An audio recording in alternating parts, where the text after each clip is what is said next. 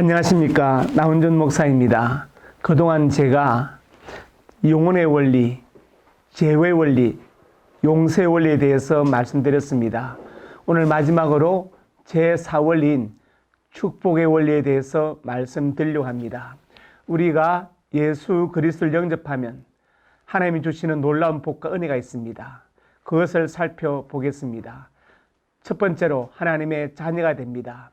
요한복음 1장 12절에 영접하는 자 곧 그 이름을 믿는 자들에게는 하나님의 자녀가 되는 권세를 주셨다고 말씀했습니다. 우리가 하나님의 자녀가 되는 것은 다른 무엇으로 되는 것이 아니고 오직 예수 그리스도를 영접하면 하나님의 자녀가 됩니다. 그 다음에 두 번째로 새로운 피조물이 됩니다. 고린도서 5장 17절에 말씀하기를 누구든지 그리스도 안에 있으면 새로운 피조물이라 이렇게 말씀했습니다. 이전 사람은 그리스도 안에서 죽었고 이제 하나님의 자녀로 새롭게 거듭난 생명이 되는 것입니다. 세 번째로 다시 정죄받지 않습니다. 로마서 8장 1절에 그리스도 예수 안에 있는 자에게는 결코 정죄함이 없다 이렇게 말씀했습니다. 그래서 우리가 과거에 어떤 죄를 지었든지 간에 진정 우리가 예수님 영접하고 죄 용서를 받고 하나님의 자녀가 되면 다시는 정죄받지 않습니다. 네 번째로 죄와 사망에서 해방됩니다. 로마서 8장 2절에 이는 그리스도 예수 안에 있는 생명의 성령의 법이 죄와 사망의 법에서 너를 해방하였습니다. 이렇게 말씀했습니다. 죄 때문에 사망이 왔고 이 사망에서 누구도 벗어날 수 없지만 오직 우리가 예수 믿고 하나님의 자녀가 되면 죄와 사망에서 완전히 해방되는 은혜와 복을 누리게 되는 것입니다. 다섯 번째로 성령께서 내주하십니다. 성령은 삼일체 하나님 중에 제3위이신 분이십니다. 우리가 인생을 살아가면서 언제 어디서 무슨 일이 있을지 아무도 알 수 없습니다. 지금 코로나19 사태로 전 세계가 혼란과 고통 가운데 있지만 첨단 과학으로도 이것을 예견하지 못했고 현재까지 아직 마땅한 치료제나 백신이 개발되지 않았습니다. 바이러스 숫자가 200개가 넘는데 이제 겨우 세 번째 바이러스가 발견되었다고 하니 앞으로 어떤 바이러스가 나타날지 아무도 알 수 없습니다. 그런데 우리가 예수를 믿고 하나님의 자녀가 되면 이제 성령께서 내주하셔서 우리를 인도하시는 것입니다. 16절에 내가 아버지께 구하겠으니 그가 또 다른 보혜사를 너에게 주사 영원토록 너와 함께 있게 하리니 이렇게 말씀했습니다. 또 다른 보혜사는 무엇을 의미하냐면 바로 성령 하나님을 가리키는 단어입니다. 예수님께서 보혜사가 되시는데 성령께서 또 다른 보혜사가 되신다는 것입니다. 여기서 꼭 참고하실 것은 보혜사는 파라클레토스, 헬라어 파라클레토스를 번역한 단어로서 곁에서 우리를 위로하시는 분으로 성령 하나님을 가리키는 단어입니다. 그러므로 어떤 사람에게도 보혜사라는 단어를 쓸 수가 없습니다. 그것은 신성모독이고 성경에 대해서 무지하다는 것을 드러내고 있습니다.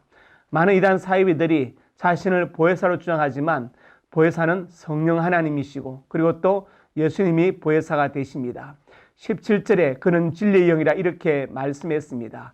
성령 하나님은 진리의 영으로서 우리 안에 내주하십니다. 이 성령 내주가 다섯 번째 축복입니다. 이제 여섯 번째 축복을 살펴보겠습니다. 여섯 번째 축복은 성령께서 도우시는 것입니다. 로마서 8장 26절에 이와 같이 성령도 우리 연약함을 도우시나니 우리 마땅히 기도할 바를 알지 못한 오직 성령이 말할 수 없는 탄식으로 우리를 위하여 친히 간구하시느니라 이렇게 말씀했습니다. 인생은 제가 조금 전에 말씀드린 것처럼 참으로 연약한 존재입니다. 그래서 무엇을 놓고 기도해야 될지 알지 못할 때도 있지만 성령께서 우리를 위해서 친히 간구하신다고 말씀했습니다. 즉 기도를 도와주시는 성령의 은혜를 힘입을 수 있습니다. 그리고 이제 일곱 번째로 기도응답의 축복을 누립니다. 빌립보서 4장 6절과 7절에서 이렇게 말씀했습니다. 아무것도 염려하지 말고. 왜 아무것도 염려하지 말라고 했을까요? 세상 모든 것이 염려거리가 되기 때문에 염려하지 말라고 한 것입니다. 만약에 염려할 것이 크게 세 가지 있다면 이것저것을 염려하지 말라고 했을 것인데 아무것도 염려하지 말라는 것은 모든 것이 다 염려거리가 될 수 있기 때문에 이렇게 말한 것입니다. 그런데 믿음의 사람들은 염려하지 않고 그 일에 기도와 간구로 너희 구할 것을 감사함으로 하나님께 아뢰라고 말씀했습니다. 왜냐? 염려한다고 해서 문제가 해결되지 않기 때문에 그렇습니다. 예를 들어서 운전을 할 수 없을 때에는 대리운전사를 불러서 운전을 하면 됩니다. 그러나 염려로서 해결되지 않기 때문에 대리염려사라는 직업이 없는 것입니다. 만약에 염려함으로써 문제가 해결된다면 아마 대리염려사를 부르면 될 것입니다. 자, 그러므로 염려 자체로 해결되는 것이 아니기 때문에 기도하라고 성경은 말씀하고 있습니다. 그렇게 기도할 때 감사함으로 하나님께 아뢰라는 것입니다. 예를 들어서 하나님, 발을 주셔서 감사합니다. 신발을 주시면 더 감사하겠습니다. 이렇게 기도하라는 것입니다. 이스라엘 백성들이 왜 광야에서 죽어갔습니까? 그들은 일주일이나 보름이면 갈 수 있는 가나안 땅을 들어가지 못하고 광야에서 40년을 방황했습니다. 그들은 계속해서 원망불평했습니다.